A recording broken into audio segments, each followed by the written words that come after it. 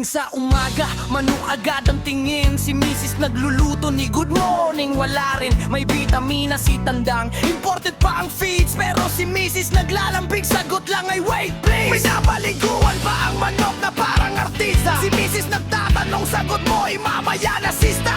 Pag may laban, todo forma, todo pustahan. Pag anniversary nyo, biglang nakalimutan. Oh, mas mahal pa ang manok kaysa sa asawa. Laging si tandang ang bida sa umaga. Pag tumilaw, parang may fiesta. Si misis na papailing, ano ba yan? Sobra na! Mas mahal pa ang manok kaysa sa asawa. Kahit ubos ang pera, sige pa rin ang taya.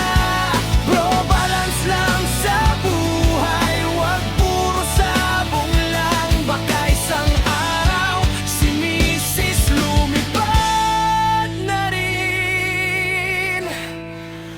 Bak!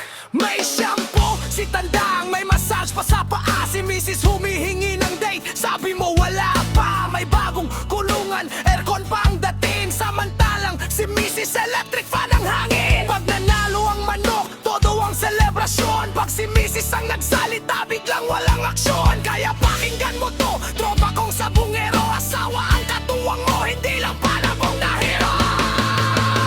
Respeto sa hilig, walang masama ron. Pero huwag kalimutan ang taong nasa puso mo nun. Manok kaya